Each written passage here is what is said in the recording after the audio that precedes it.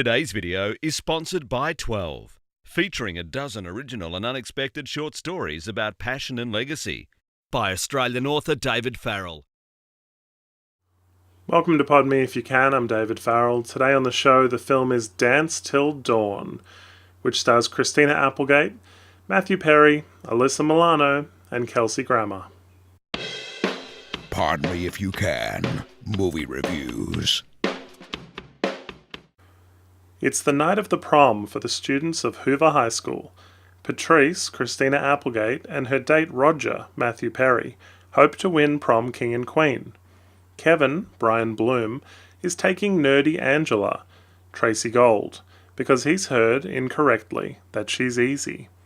Shelley, Alyssa Milano, decides to ditch the prom and hang out with Dan, played by Chris Young, a nerdy kid, when they both meet in a cinema, trying to avoid everyone. Will the night go the way everybody hopes? This is a TV movie from 1988, and the good thing that it did is take all the people on TV you love and put them in a movie you might enjoy.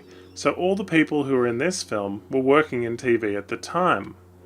Alyssa Milano was on Who's the Boss, Tracy Gold was on Growing Pains, Christina Applegate was on Married with Children, Tempest Bledsoe was on The Cosby Show, Brian Bloom was on As the World Turns, Matthew Perry was on Second Chance, Kelsey Grammer was on Cheers and Frasier, Alan Thicke was on Growing Pains, and Chris Young was on Max Headroom, whatever that is.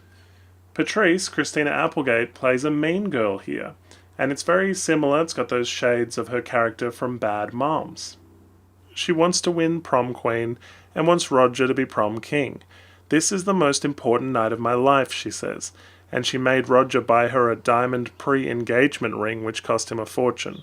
She's planned out their entire life down to jobs and kids.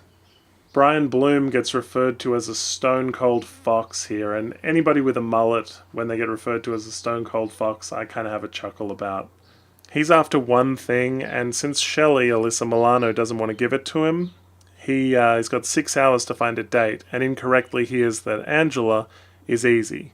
People have really preconceived ideas about all the nerdy characters, what they will and won't do, and who they are after all this time in high school. This film has that classic cliche where a nerd can transform themselves for the night and win prom queen, and also that great scene where somebody takes off glasses and then is hunky underneath. What was funny was Dan, when he takes his glasses off, she thinks he looks so good.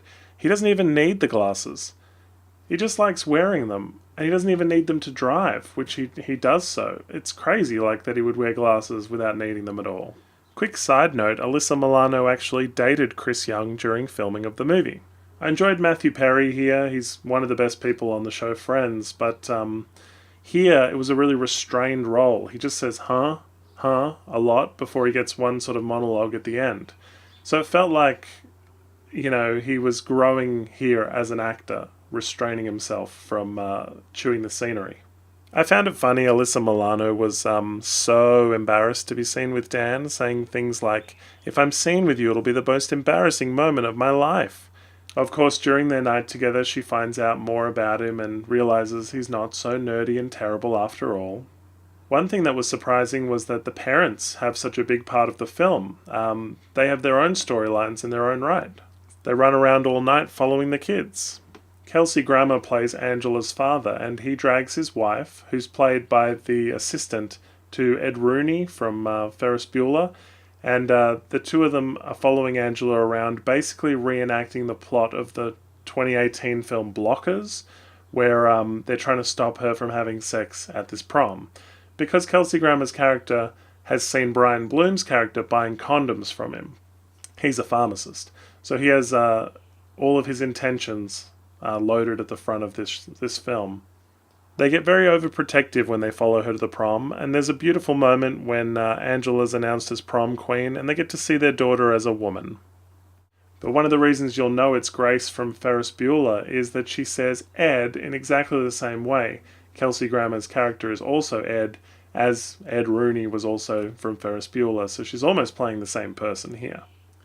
Cliff DeYoung, the lead singer of the band Clearlight, plays Patrice's father. He and his wife are deciding whether or not they should get a divorce as they chaperone the prom. There was tons of cheesy 80s songs in this film, and that delights some people.